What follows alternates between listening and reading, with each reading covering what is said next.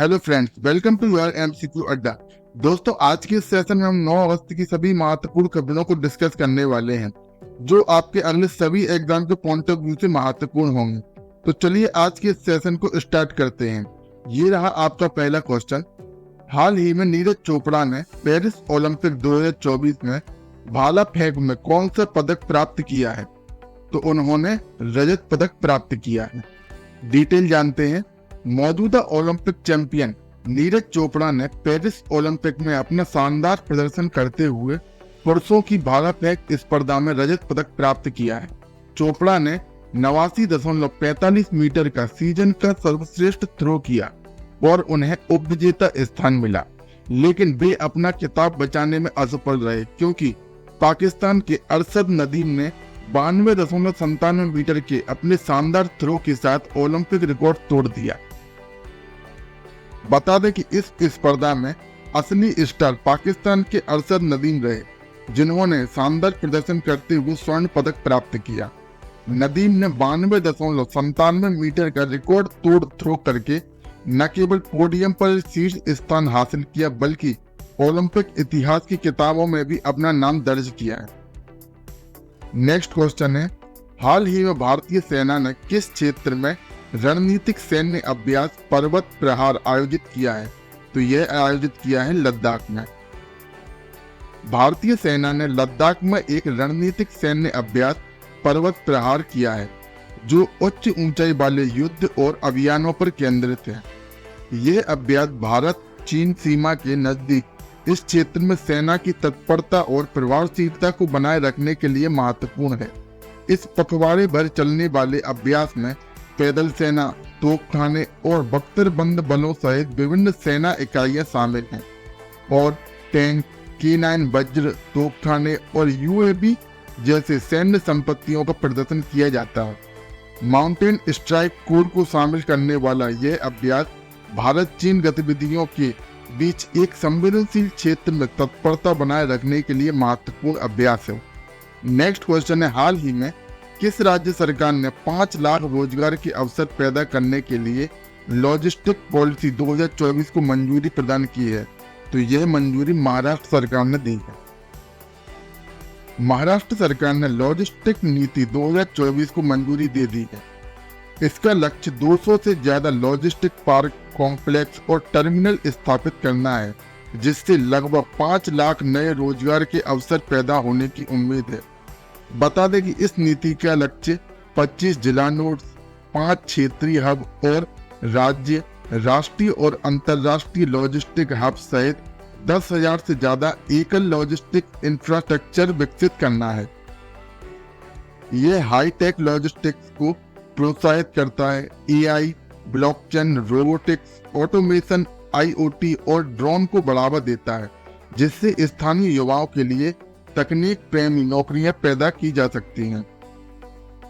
Next question है, हाल ही में समाचारों में रहा श्री बाबा बुड्ढा अमरनाथ तीर्थ यात्रा किस राज्य में शुरू की गई है?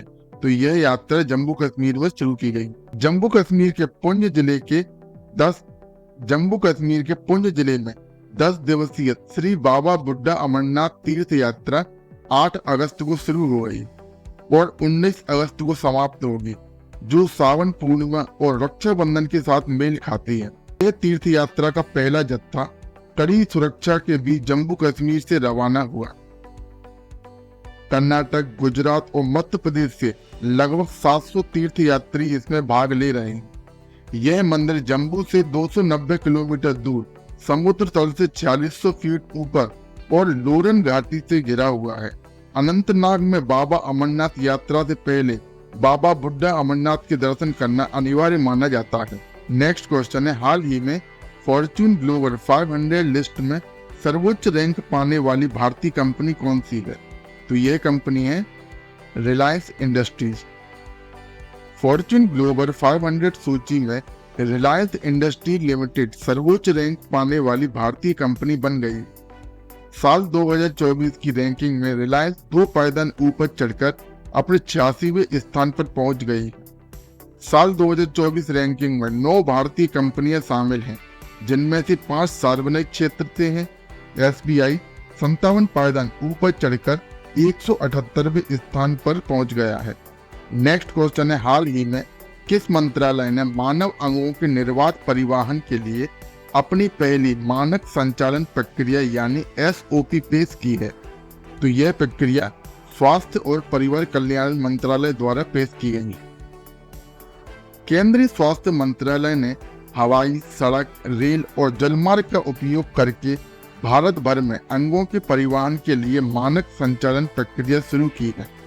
ये दिशा निर्देश तब कुशल परिवहन सुनिश्चित करते हैं जब दाता और प्राप्तकर्ता अलग अलग स्थानों पर निवास कर रहे हैं।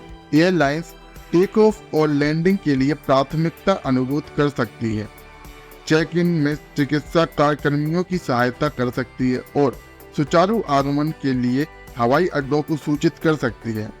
फ्लाइट क्रू अंग परिवहन की घोषणा कर सकते हैं और कर्मचारी विमान से अंग बॉक्स को एम्बुलेंस तक ले जाने में मदद करेंगे। नेक्स्ट क्वेश्चन है, हाल ही में किस देश के राष्ट्रपति ने अक्टूबर में होने वाले चुनाव से पहले प्रधानमंत्री को बर्खास्त कर दिया है? तो यह किया है ट्यूनीशिया के राष्ट्रपति ने। डिटेल जानते हैं। हाल ही में हुए राजनीतिक फेरबदल में ट्यूनीशिया के राष्ट्रपति कैस सईद ने प्रधानमंत्री अहमद हचानी को बर्खास्त कर दिया है और उनकी जगह पूर्व सामाजिक मामलों के मंत्री कामिल मद्दोरी को नियुक्त किया है। यह बदलाव सईद के प्रशासन के तहत छठी बार प्रधानमंत्री की नियुक्ति है। बता दें कि यह घोषणा 6 अक्टूबर को ट्यूनीशिया में होने वाले राष्ट्रपति चुनाव से ठीक पहले की गई है, जो सामाजिक और आर्थिक अशांति के बीच हो रहा है। नेक्स्ट क्वेश्चन है, हाल ही में 7 अगस्त 2024 को केंद्र सरकार द्वारा किसे पहले विज्ञान रत्न पुरस्कार के लिए चुना गया है? तो यह चुना गया है जी पद्मनाभन को। इस बार प्रख्यात बायोकेमिस्ट गोविंद राजन पद्मनाभन को पहले विज्ञान रत्न पुरस्कार से सम्मानित किया गया। सरकार ने विज्ञान के क्षेत्र में दिए जाने वाले इस सर्वोच्च पुरस्कार की शुरुआत इसी साल की है। चलिए बात करते हैं कौन है गोविंद राजन पद्मनाभन। गोविंद राजन पद्मनाभन भारतीय विज्ञान संस्था के पूर्व डायरेक्टर हैं और वर्तमान में वह IISc बेंगलोर में मानद प्रोफेसर के तौर पर सेवाएं दे रहे हैं। उनको मलेरिया पैरासाइट पर रिसर्च के लिए अंतर्राष्ट्रीय स्तर पर खूब सराहा गया है। गौरतलब है कि उनको पद्म भूषण, पद्मश्री और शांति स्वरूप भटनागर जैसे अवार्ड से भी सराहा गया है। वह वर्तमान में IISc में जैव रसायन विज्ञान में मानद प्रोफेसर और तमिलनाडु केंद्रीय विश्वविद्यालय चांसलर के रूप में भी सेवाएं दे रहे हैं। नेक्स्ट क्वेश्चन है, हाल ही में किस राज्य सरकार ने स्वास्थ्य विभाग के कर्मचारियों के लिए उपस्थिति पोर्टल लॉन्च किया है?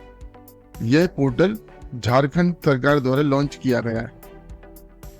मुख्यमंत्री हेमंत सोरेन ने झारखंड में स्वास्थ्य कर्मियों की दैनिक उपस्थिति को ट्रैक करने के लिए उपस्थिति पोर्टल लॉन्च किया है। यह प्रणाली जवाबदेही सुनिश्चित करने के लिए बायोमेट्रिक उपस्थिति को सत्यापित करेगी।